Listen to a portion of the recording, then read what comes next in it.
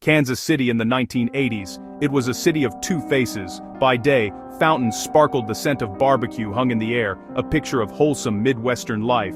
But when the sun went down, a different city emerged. Westport at night, neon signs, late-night bars, restless streets humming with energy. People could get lost.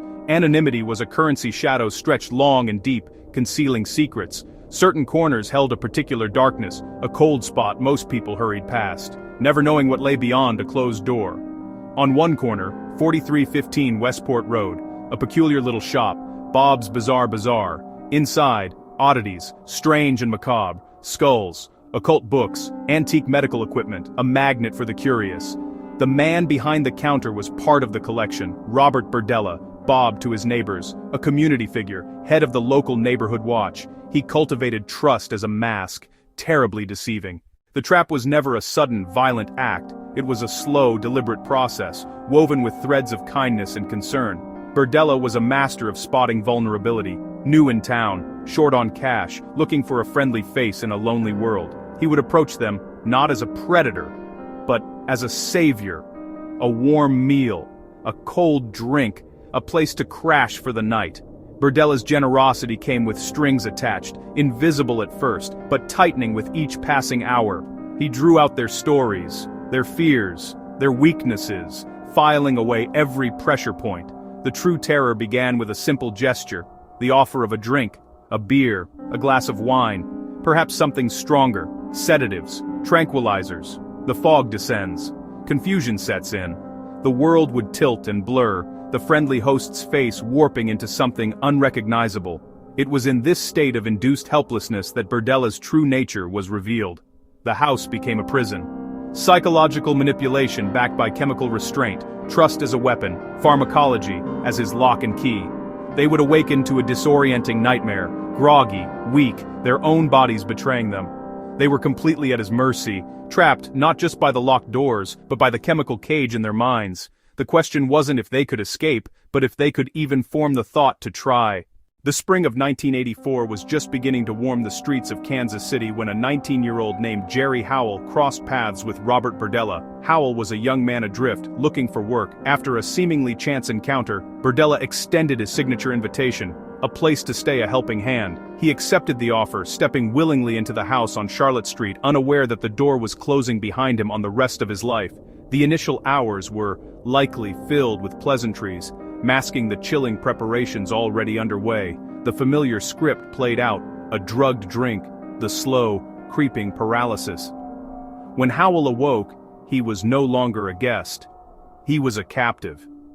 He found himself bound to a bed, the world a hazy, terrifying mess.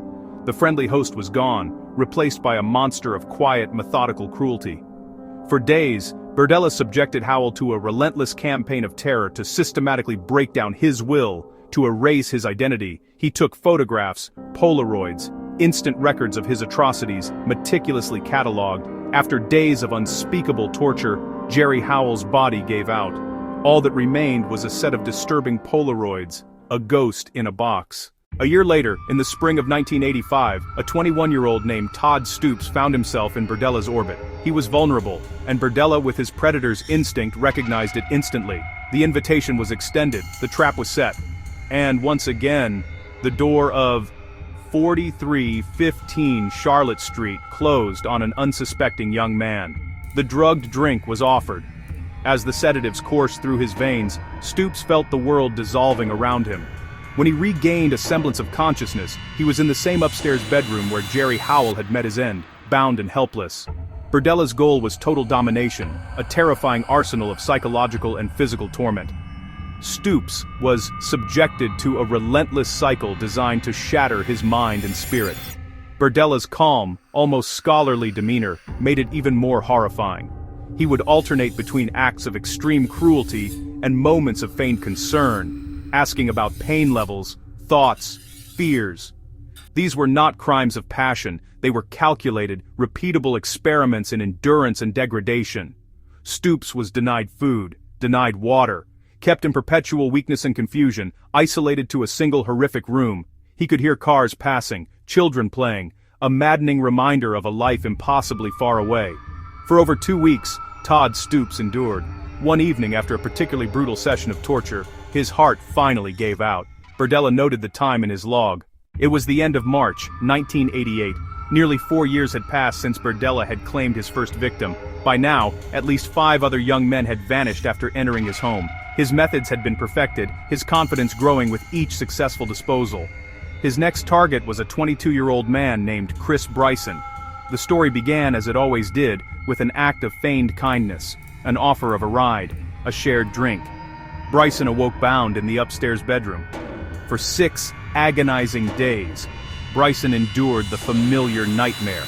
Torture, starvation, systematic dehumanization, all documented by Polaroid flash. But something in Chris Bryson was different. He watched his captor's every move, noting routines, any momentary lapse in control. He pretended to be more submissive, more broken than he was, lulling Berdella into a false sense of security. The opportunity came on the 6th day. Perhaps the knots were not as tight as usual. Fueled by adrenaline and a desperate will to live, he freed one hand.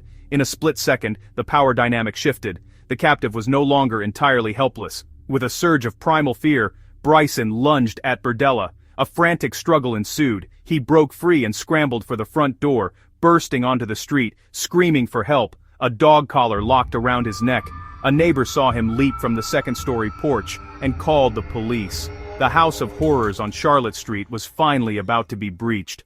When the Kansas City police arrived at 4315 Charlotte Street on the morning of April 2, 1988, they were responding to a bizarre call. A naked man wearing a dog collar had just escaped from the house. What they found inside would shock the nation.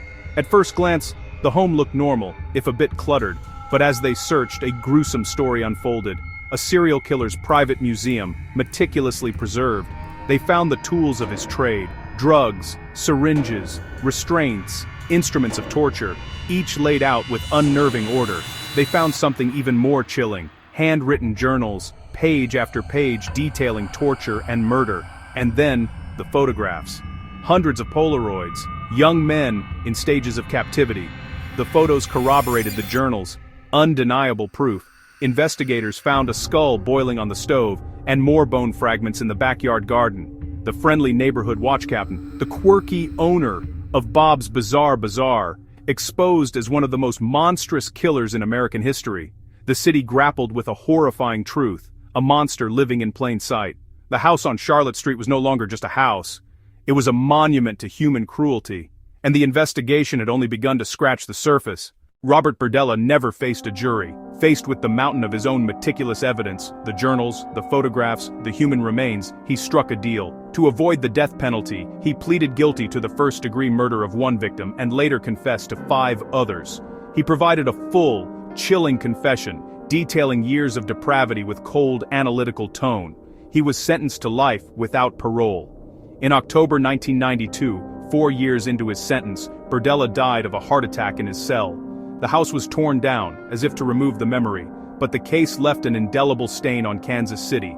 For the families of the victims, Jerry Howell, Todd Stoops, Robert Sheldon, Mark Wallace, James Ferris, Larry Pearson, there was no such easy demolition.